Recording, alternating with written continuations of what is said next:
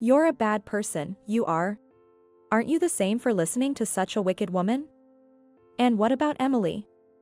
Is she all right with this? It's fine. I can't even think of her as a woman anymore. My husband, Ethan, and my real sister, Natalie. It was not their first meeting. And this is what happens the moment they're left alone. I felt something boiling up from the depths of my stomach. Leaving Ethan and Natalie behind, the three of us went to the botanical garden. It was a great day for a drive. As we entered the main road, my daughter, Chloe, suddenly said, "Oh, that's right. What's up?" "Mom, I made sure the doors were locked." At that moment, both Benjamin and I probably froze in our tracks. What she was referring to was the entrance to the basement where the two of them were supposed to be. My name is Emily, a 35-year-old housewife. Currently, I live with my husband, Ethan, who is 2 years my senior, and our 8-year-old daughter, Chloe. I've thought that maybe having one more child wouldn't be such a bad idea. But there were two reasons why it ended up being just Chloe. One was that I, myself, couldn't desire to have siblings. I have one sister. It was obvious, even to an outsider, that my parents favored her. I disliked both my parents for favoring my sister and also myself for hating her. That's why I was afraid of giving Chloe siblings. My sister, Natalie, was cute even from a sister's perspective from a young age. Bright-colored clothes suited her, with her large eyes and a distinctly sharp facial structure. She was always smiling and good at acting sweet. As for me, my face was rather unremarkable. My dark-colored thick hair was unmanageable, always causing my mother distress. Oh. Emily's hair is so hard to make look cute. I hated my mother's size. The main reason I went to a university in the city and looked for a job there was to get away from my family. From my sister and my parents who favored her. But then Natalie returned home. I found out through a call from my mother. "What's up? This is unusual." "Well, Natalie has come back home again." "Again?" "Yes, again." Natalie had been married twice before. The first time right after graduating from college. To be blunt, it was a shotgun wedding. Though it's called a blessed wedding now, Natalie's situation really felt like it happened, so there's no choice. The partner, Lucas, was 5 years older than Natalie. They met at a mixer, and the assertive Natalie pushed forward until it was discovered she was pregnant before employment, leading to marriage. Even our parents thought Lucas was a good match at the time. His parents were also pleased initially, having gained a beautiful daughter-in-law. However, it didn't take long for Natalie's true nature to show. Within 5 years, her spending habits, supported by everything her parents bought for her, emerged there as well. Lucas, having saved up for their future home, found his savings spent by Natalie and could no longer trust her, leading to him initiating a divorce. However, since Benjamin was young at the time, custody went to Natalie. Lucas was said to be extremely frustrated about it. But she was with her next husband for quite a while, right? What happened? Well, she cheated. My mother's voice was heavy. A year after divorcing Lucas, Natalie quickly found another partner and remarried. Her being in her 20s at the time probably played a big role. A divorced, single mother in her 20s with beauty. The next partner was the manager of the place where she worked part-time. Again, her appearance and outward charm played a big part. And with the marriage to the manager, she even quit her part-time job, worrying about how it looked to others. I told her to stop overspending this time, but well. Yes, the overspending somewhat subsided. The next partner had a lower income than Lucas, which was a significant factor. But this person had lost his parents early on and had inherited a house. That must have been what Natalie was aiming for. There would be no need to spend the income on a house. Maybe she thought that if she did it again, she would lose her source of dependence. But, you know, it was okay until Benjamin was in elementary school. Until elementary school? You're a mother too, right? You know about the socializing among mothers? I nodded in understanding. Indeed, such socializing keeps you too busy to have any spare time. But when Benjamin started middle school, those social interactions disappeared, and she had free time. Free time? She cheated because she was bored? Well, the men Natalie chooses are always good as marriage partners but not necessarily charming as men, I was astounded. Can a mother really say that? And now, Natalie and Benjamin are staying at our house. Hey, Mom, by the way, since she divorced due to cheating, could she afford to pay the alimony? Do you think she could pay? We had no choice but to pay it ourselves. It wasn't just a temporary cover. Always too lenient. And so, Emily, she said she might visit you from time to time. What? You must be joking. Why should I have to entertain my sister now? What are you saying? She's your only sister, right? Oh, the same old pattern. You've always been cold-hearted. Natalie said so too. You hardly ever come back home. Of course, I would. Why should I return to a home where I feel uncomfortable? Please, Emily. Benjamin seems uncomfortable too, having changed schools several times. I was at a loss for words when she said that. My nephew, Benjamin, is truly a good kid. Eventually, the two of them started coming to our house frequently. Now, by some twist of fate, we live in the neighboring state to my childhood home. And it's less than an hour's drive away.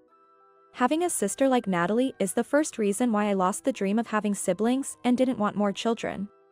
The other reason is that, since pregnancy and childbirth, my relationship with my husband has become sexless. It all started with a transfer and moving. Initially, when we got married, we lived near the city center. But just as we had gotten through pregnancy and childbirth, a sudden transfer order came. We were to move to a relatively large regional city. That's when Ethan suddenly suggested, "Land is cheap here. Let's build a house here." Ethan chose a location in the eastern part of the county. We ended up living an hour's drive from my childhood home, which is at the western edge of the neighboring county. And the house we built was a bit unusual. Well, at a glance, it looked like a typical modern prefab house. However, Ethan had a basement built. See, I always wanted a studio. This was news to me. Sure, I knew he was knowledgeable about art. He even chose art museums for our dates before we were married. But I never thought he'd be the one to paint. Huh? Didn't I tell you? I was in the art club in high school and wanted to go to art college if possible. But it seems the cost of art college entrance exams was too much for Ethan's family. It had always been a regret of his, so when we built our own house, he always wanted a studio. But why underground? I need stable light from the north. As a result, a semi-basement was created with the first floor elevated. The studio was placed where there were windows for light. But it was too big for just a studio, so I decided to use half of it as a storage room right down the stairs. I heard that in this area, a major earthquake is always expected. So it's normal for every house to have an earthquake-resistant design and to keep emergency supplies. I gathered various things and stored them there right after moving. I also use it for occasionally used outdoor gear and as a storage for the fruit wine and preserves I make as a hobby. The door to the inner studio is solid, lockable from both inside and outside. If Ethan locks it from the inside, it's his dream space. On the other hand, the storage entrance just has a simple latch. Since the inner door is solid, we didn't put much importance on the storage door. Ethan began to spend more and more time in the basement whenever he had free time. Mom, Dad doesn't play with me much since we moved here. Hearing Chloe's words filled with loneliness, all I could do was sigh. It was still okay, at first. But gradually, he brought in a small refrigerator, spare mattresses, and a tablet. The night before a day off, he'd stay down there and rarely come up except for the bathroom and bath on the first floor. Hey, why don't you take Chloe to the amusement park once in a while? You're trying to take away my only pleasure? This is how I refresh so I can keep going at work every day. We argued more often, and our marital life diminished. I spent my days on the upper floor with Chloe. Originally, the bedroom had 2 semi-double beds, but one was often unused. I ended up sleeping with Chloe more often. In the midst of this, Natalie started coming to my place more and more. And she brought Benjamin with her. It's too noisy at my place. Your place is spacious, and Benjamin can study here, right? She'd say and leave Benjamin there to go out. Benjamin would quietly do his homework, review, and even play with Chloe, waiting for his mother's return. One day, Natalie noticed our basement. Oh, what's this? It's Ethan's studio. Don't go in, or he'll get mad. Huh, a studio. Ethan paints, huh? At that time, Natalie didn't say much more than that. But that day, Natalie stayed until the evening, which was unusual for her. Then, over the dinner I had made extra of, she started the conversation. By the way, Ethan, I hear you paint? Well, yes. I'm a bit embarrassed to say. Not at all. It's a wonderful hobby. Well, my wife isn't too fond of it. Oh, really? But art is something that's not easily understood by most people. I had a bad feeling about Natalie's sweet words. Do you paint landscapes? Yes, currently. Landscapes or still lives? I used to enjoy painting portraits in high school. Oh, portraits. Natalie's eyes widened. Then, how about I model for you? Eh? Natalie, would you really? I've always wanted someone to paint me. But weren't you job hunting? Yes, officially, she was supposed to be driving around during the day for that reason. What are you talking about? Even if I'm job hunting, I have days off, right? That's true. I'm free on weekends. Besides, Emily, you don't know about modeling fees, do you? It's really helpful when someone close offers to do it. Then, what about our picnic next time? Yes, we had planned to go to the local zoo and botanical garden for a picnic next weekend, for the first time in a while. That's when Benjamin chimed in. Hey, Chloe, would you mind if I came along? With Benjamin? Yeah, I've wanted to go to this zoo and botanical garden for a while. That's right. Emily, Ethan will be with me, so you go with our Benjamin. With a chuckle, Natalie smirked at me. This woman was targeting my husband. Just like she used to. Then, shall we have a brief meeting now? Yes, let's. And just like that, leaving dinner somewhat unfinished, the two of them headed down to the basement. Left behind, we continued our meal in front of their leftover dishes. I'm sorry about my mom. Benjamin said, looking down. You don't need to apologize for that, Benjamin. It's just modeling, after all. Do you think so? He gave a smile that was uncharacteristic of a child. After a moment of silence, he stood next to me to help with the dishes. Thank you, that's very helpful. No problem, I'm used to it. Benjamin took on the task of drying the dishes and putting them away. But even as he did so, it seemed like he wanted to say something to me. What's up? Auntie, actually. Looking at me, Benjamin's expression was somewhat desperate. Do you have something you want to tell me? I whispered. Maybe Benjamin offered to help with the dishes next to me because he had something to say that he didn't want Chloe to hear. My mom always lures men like that. Benjamin, you knew? Yes. Because she kicked me out of the house to cheat on someone recently. I felt a chill run down my spine. Really? Yes. My stepfather until recently was very dedicated to his work, and he treated me like his own son. But he often worked late into the night. Taking advantage of that, my mom would bring men home that she met somewhere. That's why I took photos and recorded their voices to inform my stepfather. Saying that, Benjamin bit his lip. I couldn't stand it because he was such a good person. He clenched the cloth he was holding tightly. Then, my stepfather thanked me for letting him know and proceeded with the divorce. So, you were the reason for the divorce? Yes. It would be pitiful for my stepfather to be deceived by such a mother. He didn't mention that the evidence came from me. To not make my position worse. He said he couldn't take me in, but at least he wanted to spare me any trouble. That's what happened. So, by telling me this, what do you want me to do, Benjamin? I think you should go check on them downstairs in a little while. I understand, I replied. 2 hours passed. Benjamin was keeping Chloe entertained by playing games with her.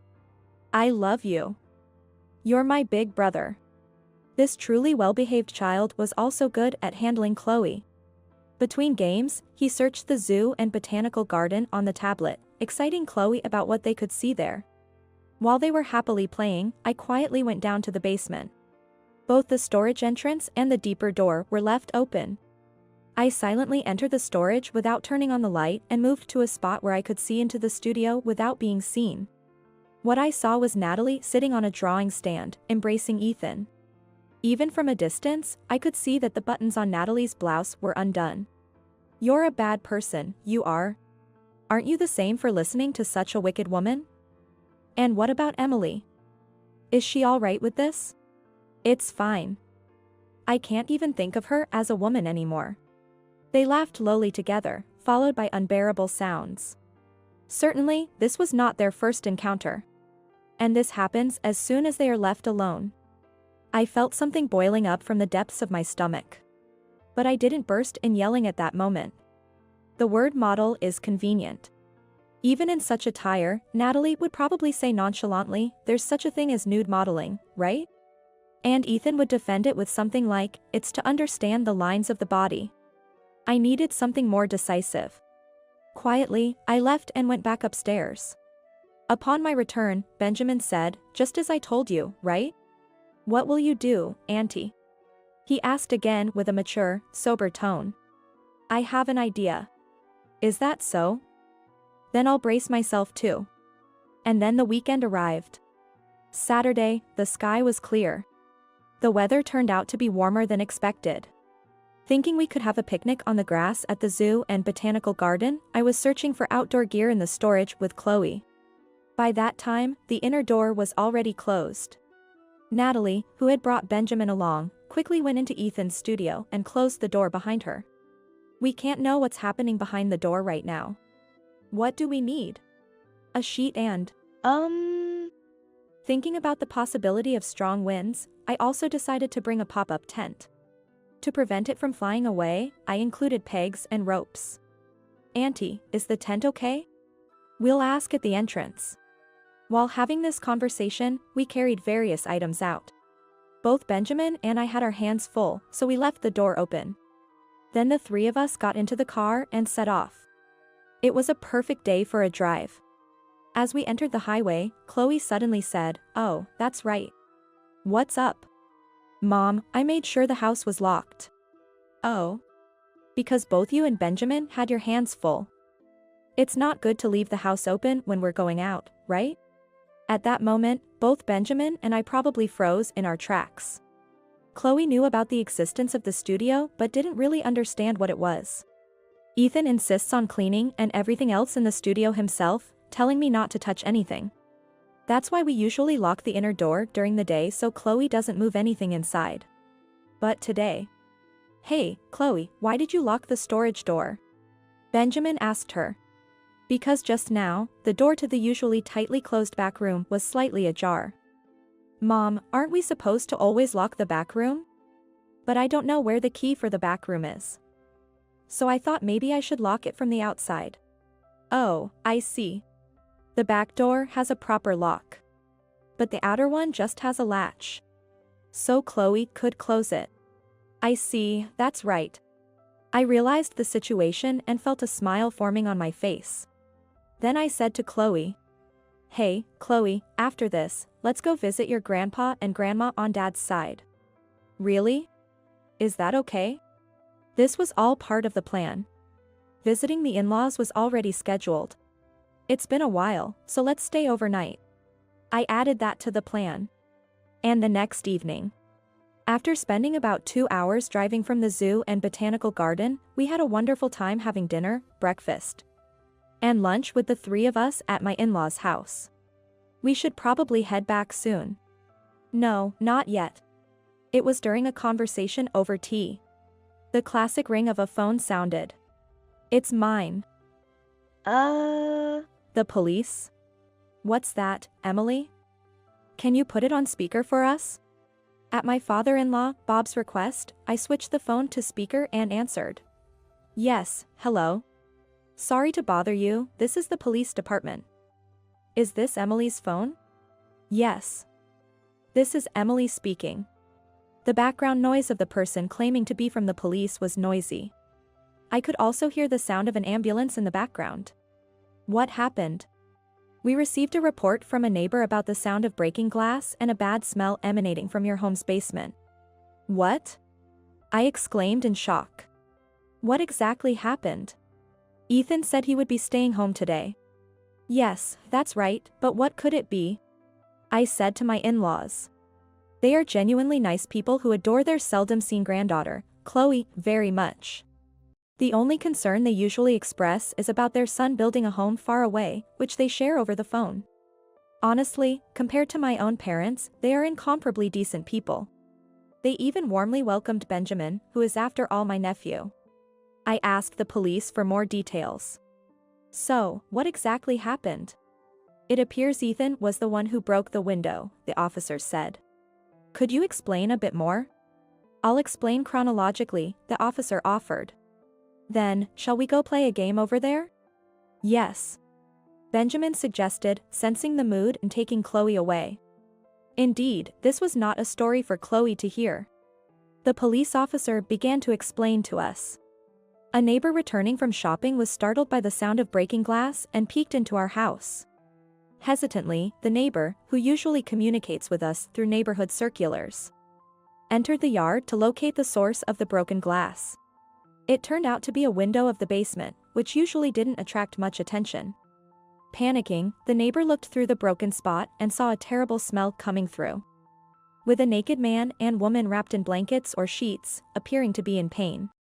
They immediately called the police. One of the naked individuals turned out to be Ethan.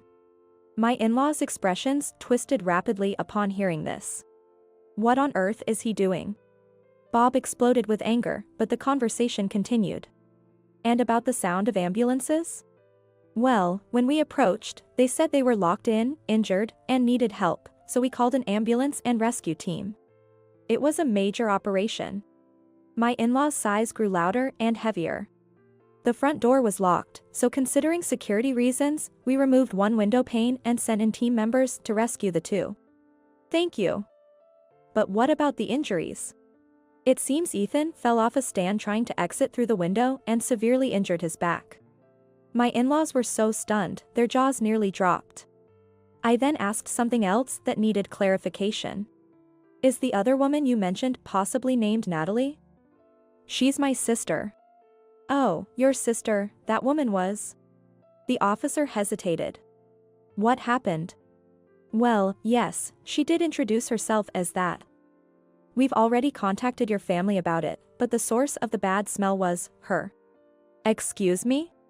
It appears that, whether due to the cold or something else, with many beer cans scattered around, she had an accident while undressed.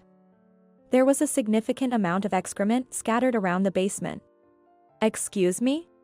So, they tried to wash themselves with the emergency drinking water stored in the warehouse, it seems. That caused everything on the floor to spread even more, and it soaked into the clothes they had left there, both of them. The mention of the clothes caused my in-laws' faces to contort in dismay. So, where is my husband now? Which hospital is he in? Oh, yes. The officer provided the hospital's name and address, then hung up the call. At this point, I was struggling to fully grasp the situation. Yes, I was aware that we had locked them in, expecting that this would conclusively reveal the affair, allowing Ethan and me to thoroughly investigate the studio later. But this was beyond unexpected. Indeed, if the door was locked, they couldn't access the toilet. And now, it had escalated to a major incident involving the police, an ambulance, and a rescue team. Auntie, hold on. Benjamin rushed over and shook me as the phone call ended. Realizing the situation, he immediately knelt down before my in-laws. I'm really sorry for what my mother has done. Right, I needed to respond appropriately to Benjamin's improvisation. Benjamin, were you listening? I heard the name Natalie mentioned. I'm sorry. That's my mother. She was targeting Uncle Ethan. What? So, when she said she'd model, I deliberately raised my voice. Yes, she used me to get you two out of the house. That's terrible. I'm really sorry, Auntie. No, you shouldn't apologize for something like this.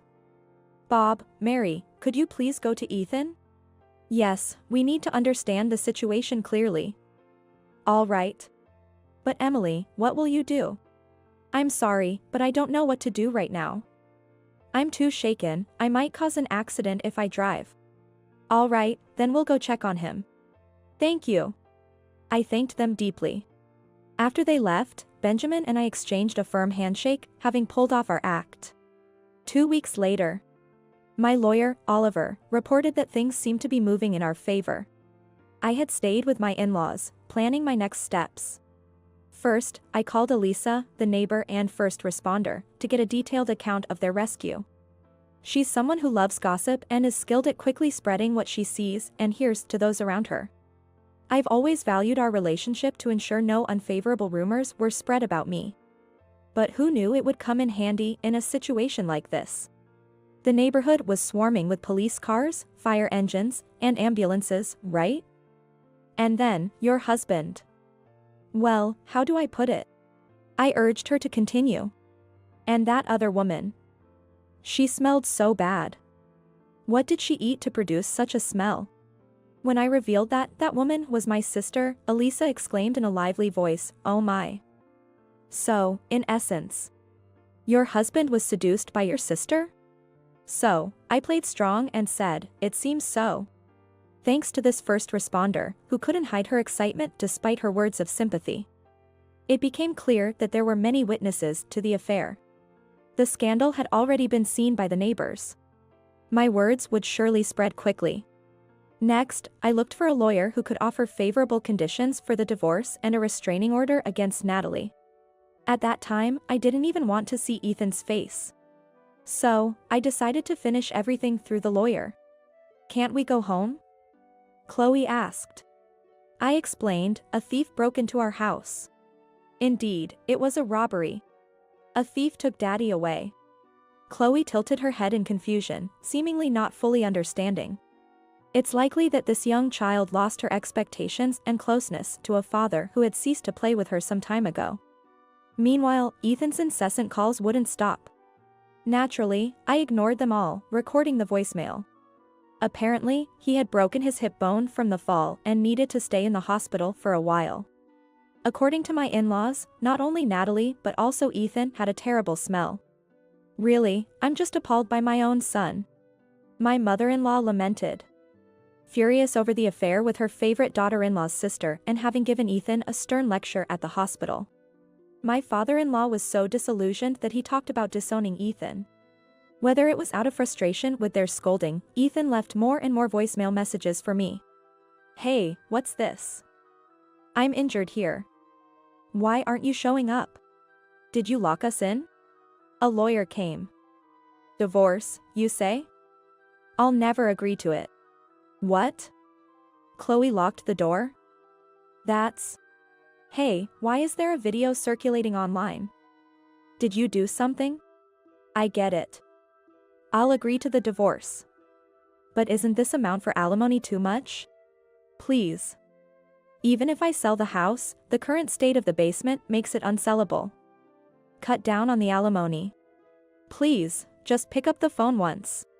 The last messages were already in a tearful voice. By the way, calls do come in from Natalie as well. But since they're incomprehensible, I turn the volume down to 0 as soon as I recognize it's her on the line. I can't let Chloe hear such foul language. Meanwhile, Benjamin managed to contact his biological father. My mom never gave me Dad's mobile number, but Grandma gave me the home phone number, telling me to call in case of emergency. An emergency? Yes. Grandma regretted not being able to win custody over Mom. Back then, there wasn't enough decisive evidence, so I ended up with Mom. So that was the case. But with what happened this time, I think it's clear she's unfit to be a parent, and I hope that's the outcome. Benjamin spoke with determination. I've always wanted to go with Dad. That's so. Thank you, Auntie. For giving me this chance. No, thank you. You see, your mom has always liked taking things from me since we were kids. Is that so? Benjamin looked up to the sky. But, it's different with people. If someone falls for it, they're also to blame. Especially if they have a family, they should resist temptation. Since he didn't, he's at fault. So, it's good that we're both rid of something harmful. Following that, my divorce was finalized. I secured custody of Chloe and settled for a division of property, alimony, and child support. Ethan decided to sell the dream house to cover the payments, but due to the incident and the terrible condition of the basement, the house was sold at a significantly lower price. That's why you're foolish. Workshops and studies are things you make after the kids have moved out. Leaving those words behind, my father-in-law apparently said, "I'm cutting ties with Ethan." My mother-in-law, following her husband's lead, was dumbfounded when Ethan blamed Chloe for locking the door and decided to stick with her husband's determination. Both still wanted to see their granddaughter. I'm grateful for their help and plan to continue our relationship. As for Natalie and my parents, they were furious about the alimony claim. Oliver, my lawyer, mentioned, "By the way, Emily has filed for disinheritance. She wants nothing to do with you.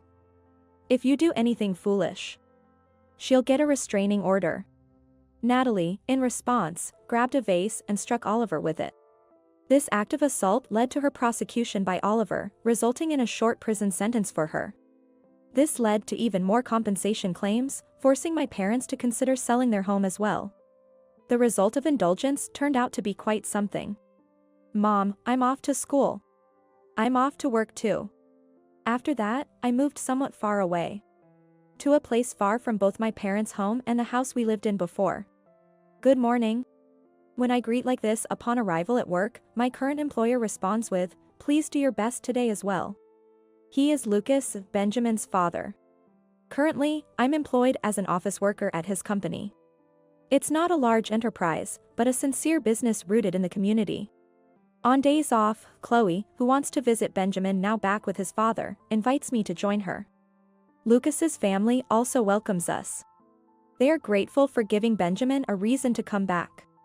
These people are also infinitely better than my own parents. Oh, the days surrounded by people where I can finally feel settled have arrived.